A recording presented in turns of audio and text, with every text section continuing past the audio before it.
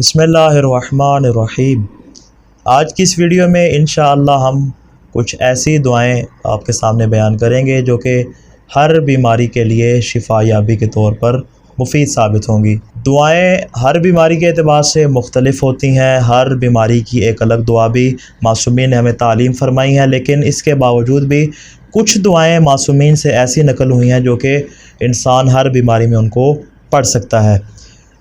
پہلی دعا جو یہاں پہ نقل کرنا چاہ رہا ہوں وہ امام رضا علیہ السلام ارشاد فرماتے ہیں کہ ہر بیماری پہ تم اپنے خدا کی بارگاہ میں دست دعا بلند کر کر یہ دعا مانگا کرو، انشاءاللہ تمہیں شفا مل جائے گی۔ دعا آپ کے سامنے بیان کی جا رہی ہے، انشاءاللہ اس کو سنیے گا، اور البتہ یہ بات واضح رہے کہ یہ جو دعا جو نقل کی جا رہی ہے یہ دعا مریض خود پڑھے۔ جب وہ خود یہ دعا پڑھے گا انشاءاللہ خدا اسے شفا عطا فرمائے گا۔ بسم اللہ الرحمن الرحیم۔ یا منزل الشفاء یا مذہب الداء صل علی محمد وآلہ انزل علی وجعی الشفاء۔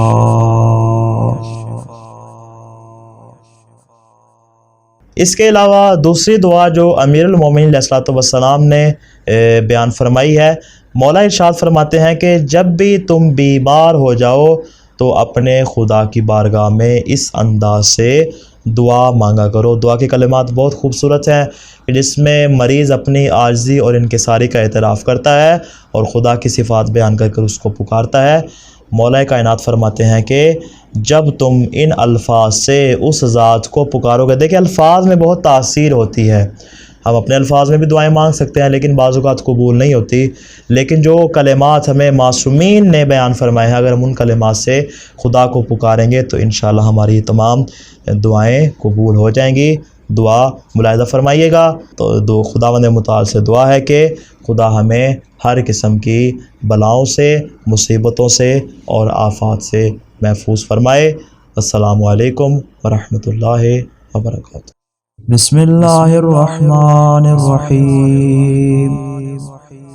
الہی کلما انعمت علی بنعمہ قل لک عندها شکری وکلما ابتلیتنی ببلیۃ قل عندها صبری فیا من قل شکری عند نعمہ فلم یحرمنی ویا من قل صبری عند بلائہ فلم یخذلنی ویا من رآنی علی المعاصی فلم یفضحنی ویا من رآنی علی المعاصی فلم یعاقبنی علیہا۔